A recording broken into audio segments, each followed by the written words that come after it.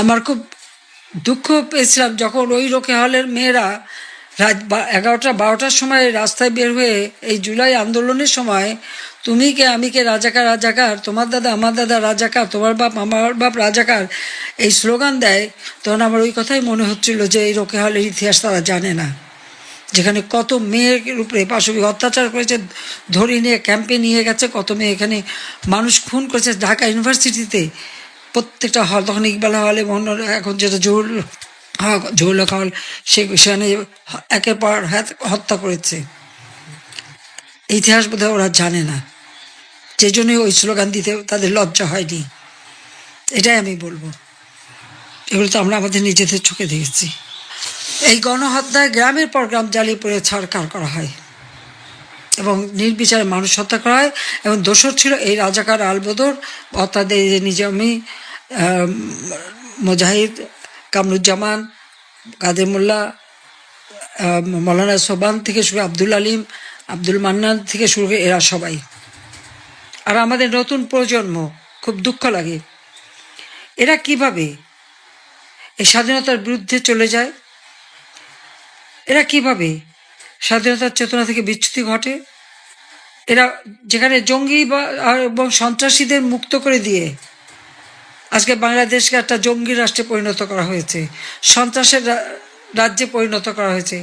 মানুষের জীবনে শান্তি নাই, নিরাপত্তা নাই, অর্থনৈতিকভাবে দেশটাকে ধ্বংসের দিকে নিয়ে যাচ্ছে। শিক্ষায় দীক্ষায় সব দিক থেকে মানুষ বাংলাদেশে এগিয়ে গিয়েছিল। কি অপরাধটা আমরা করেছি? ফ্যাসিবাদ, খুনি, কে খুন করেছে? 15ই ফেব্রুয়ারি যে কটা হত্যা হয়েছে, এ কটা হত্যা ওই ইউনূসের মেটিকুলাস ডিজাইন অনুযায়ী তাদের মাস্টার মাইন্ড দ্বারা সংগঠিত। আমি এখানে কাউকে হত্যা করা বা হত্যা করে ক্ষমতায় থাকবো এ নিয়ত কোনোদিনই আমার ছিল না। বারবার আমি বরং মৃত্যুর হাত থেকে বেঁচে গেছি, আমাকেই হত্যা করার চেষ্টা করা হয়েছে বারবার। আমি জানি আল্লাহ আমাকে বাঁচিয়ে দিয়েছেন বোধহয় এই দেশটাকে এভাবে উন্নত করার জন্যই। এবারও বাঁচিয়ে দিয়েছেন যে কিছু লোকের মুখোশ উন্মোচিত হবে এবং তাদের বিচারও ইনশাল্লাহ আমরা করব। জঙ্গি সন্ত্রাসীদেরকে মুক্তি দিয়ে আওয়ামী লীগের অগণিত নেতাকর্মী তাদেরকে আজকে ক্ষমতায় বসানো, মুক্তিযোদ্ধাদের অবমাননা করা, আর বঙ্গবন্ধু শেখ মুজিবকে যেভাবে অপমান করা, আর ওই বাড়ি, যে বাড়ি থেকে বঙ্গবন্ধু শেখ মুজিব স্বাধীনতা ঘোষণা দিয়েছিলেন আর যে বাড়িতে তাকে হত্যা করা, সেই বাড়িটা ভেঙে প্রথমে আগুন দেওয়া, তারপরে সেটাকে ভেঙে গুঁড়িয়ে দেওয়া। এভাবে একটা বাড়ি ভাঙতে পারে, কিন্তু ইতিহাস তো মুছে ফেলতে পারবে না। ইতিহাস আবার ফিরে আসবে, ইতিহাস ঠিকই মানুষের মনে আসবে। তবে দুর্ভাগ্য যে আমাদের এই যে ছাত্রদেরকে বেয়াদব করে দেওয়া, শিক্ষকদের অপমান করা বা ছাত্রছাত্রীদের কাছকে বিপদে যে নিয়ে গেল, তারা শালীনতা বোধ হারিয়ে ফেলেছে, লেহাজ তমিজ হারিয়েছে, শিক্ষক গুরুজনদের সম্মান করা তারা ভুলে গেছে। তাদের হাতে এখন অস্ত্র, লাঠি, সোটা নিয়ে যখন যা খুশি তাই করে বেড়াচ্ছে। এইভাবে যে একটা জেনারেশনকে নষ্ট করে দিল, যে জেনারেশনটাই আমাদের ভবিষ্যৎ, যে যাদের হাতে এক সময় এই দেশের রাষ্ট্র ক্ষমতা যাবে, আজকে তাদেরকে যে বিপদে ঠেলে দিয়ে এইভাবে সর্বনাশটা করে দিল, সেখান থেকে এদেরকে কিভাবে ফিরিয়ে আনা যায়, কিভাবে এই দেশকে আবার উন্নয়নের পথে নিয়ে যাওয়া যায়, সেটাই সকলকে ভাবতে হবে। হ্যাঁ, আমাদের নামে অনেক বদনাম, অনেক মিথ্যাচার, অনেক কিছু করা হচ্ছে।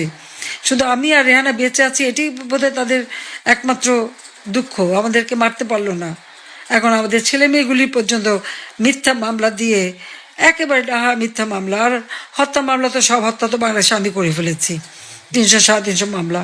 কাজে ও নিয়ে আমি চিন্তা করি না। কিন্তু আমার চিন্তা হচ্ছে যে আজকে যে একটা জেনারেশনকে যারা একেবারে ধ্বংসের দিকে নিয়ে গেল, তাদের মধ্যে কোনো একটা মুক্তিযুদ্ধের মধ্য দিয়ে যে দেশ স্বাধীন, সেই মুক্তিযোদ্ধাদের প্রতি সম্মান, ইতিহাস জানার চেষ্টা বা ইতিহাসের প্রতি সম্মান, বা সেখান থেকে শিক্ষা নেওয়া, যে আদর্শ নিয়ে বাংলাদেশ স্বাধীন হয়েছে সেই আদর্শকে ধারণ করা, সেভাবে দেশকে এগিয়ে নিয়ে যাওয়া, এটাই তো তারা, এখান থেকেই তো বিচ্যুতি ঘটে গেছে। যারা শিক্ষকদের অপমান করতে পারে, যারা যে কোনো একেবারে চিফ জাস্টিস থেকে শুরু সবাইকে অপমান করতে শেখে, তো তাদের ভবিষ্যৎটা কি? আচ্ছা, শিক্ষার পরিবেশ শেষ, কোথায় যাবে এই দেশ? কোন অন্ধকারের গহ্বরে পড়ে যাবে এই দেশ? এখানেই কষ্ট হয় আমার। লাখো শহীদের রক্তের বিনিময়ে আমরা এই স্বাধীনতা পেয়েছি। আজকে সেই স্বাধীনতার চেতনাকে ধ্বংস করা হচ্ছে। আর যাদেরকে আমরা পরাজিত করলাম, যারা আমাদের মা বোনদের ইজ্জত লুটলো, যারা গণহত্যা চালালো, যারা অগ্নিসংযোগ করলো, লুটপাট করলো, আজকে তাদের কাছে যে ধন্না দেওয়া, তাদের পদতলে যে পড়া, তাদের পদলেহন করা, এটা কোন ধরনের চরিত্র? পরাজিত শক্তির কাছে আত্মসমর্পণ করে বসে আছে। এর থেকে লজ্জার, ঘৃণার আর কি থাকতে পারে? আমি চাই আমাদের এই নতুন জেনারেশন এদের সুমতি হোক, তার সত্যটা উপলব্ধি করুক, সত্যটা জানুক। তারা যে ভুল করেছে সেই ভুলের খেসারত তাদেরকেই দিতে হবে, জাতিকেও দিতে হবে, এবং দিতে হচ্ছে, অলরেডি শুরু হয়ে গেছে। কিন্তু এখান থেকে মানুষের জীবন বাঁচাতে হবে, আবার শান্তি নিরাপত্তা ফিরিয়ে আনতে হবে, আবার দেশের অর্থনৈতিক উন্নতি করতে হবে, এবং সেই ইনশাল্লাহ আমরা তা করতে পারবো, এই বিশ্বাস আমার আছে। এটা একটা সাময়িক। আর আমি বেশি বক্তব্য না দিয়ে আজকে শেষ করছি। সবাই ভালো থাকবে, সুস্থ থাকবেন। খোদা হাফেজ। জয় বাংলা, জয় বঙ্গবন্ধু। বাংলাদেশ চিরজীবী হোক।